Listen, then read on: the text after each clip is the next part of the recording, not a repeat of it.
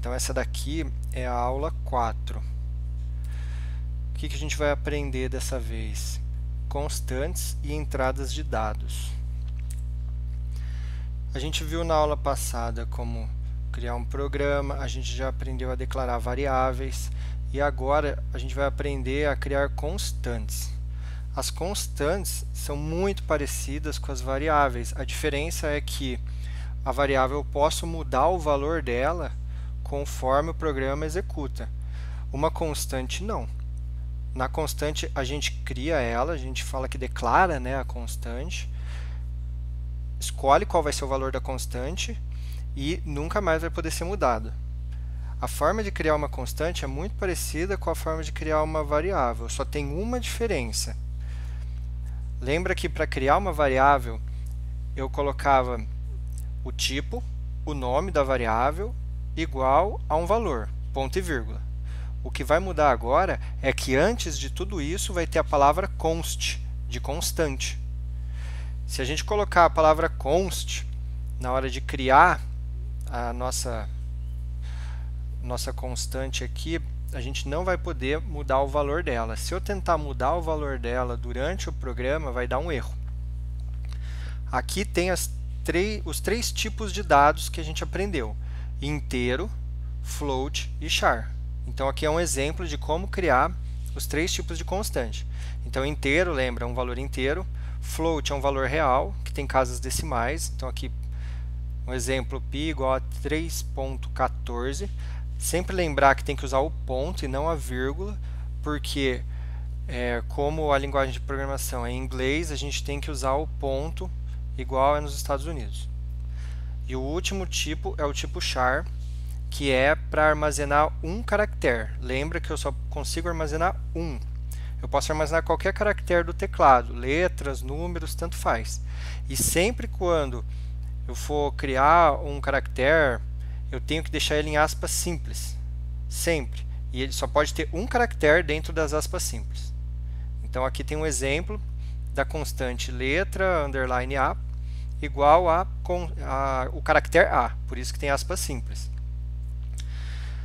Uma outra diferença que vocês já devem ter percebido é que os nomes que eu dei para as constantes estão todos em maiúsculo. A gente vai seguir essa padronização para ficar mais organizado o código. Lembra que eu falei que nosso código tem que ser organizado.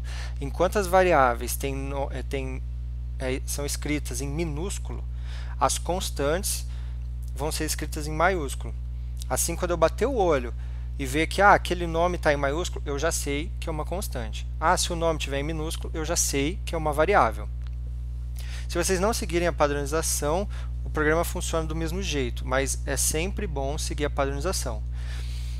Antes, quando tinha várias palavras, a gente conseguia diferenciar o começo de uma, o final da outra, porque tinha uma letra maiúscula e uma minúscula. Como na constante todas as letras são maiúsculas, para separar uma palavra da outra no meio do nome, eu vou usar o underline, o sublinhado aqui. Então, por exemplo, letra, underline A. Eu posso colocar underline no nome de uma variável ou constante. Aqui tem um exemplo. Eu criei no meu programa constante π, 3.14, criei uma variável raio, 5.5. Criei uma variável área do círculo, tipo float, que vai ser igual a π. Então aqui eu estou usando a minha constante. Eu posso usar ela da mesma forma que eu usava a variável. Em qualquer local que eu tiver uma conta, eu posso usar ela. O que eu não posso fazer é mudar o valor da constante. Então aqui eu estou usando a constante π vezes, aqui seria raio ao quadrado, né? Não tem diferença esse parênteses, né? Porque como é multiplicação não faz diferença nenhuma. Como tem o parênteses, o computador vai fazer primeiro a conta de dentro do parênteses, né? Então raio vezes raio e depois vezes π. Para terminar, eu vou imprimir na tela o valor do raio.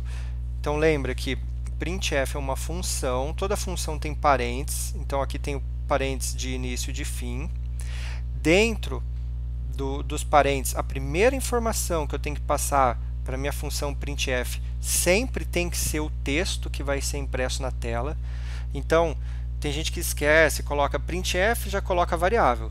Não, você sempre vai ter que colocar o texto. A primeira coisa é o texto. Então, o texto que vai aparecer na tela é raio, dois pontos, espaço, porcentagem f, pula uma linha.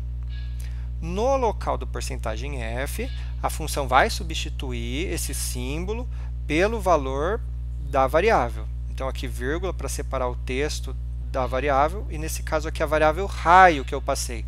Então, o porcentagem f de float vai ser substituído pelo valor de raio, que é 5.5. E aqui pula uma linha. Então, na próxima linha vai ser impresso a área do círculo, dois pontos, porcentagem f. Vai substituir o porcentagem f por essa variável aqui, a área do círculo, que vai ser o resultado da conta.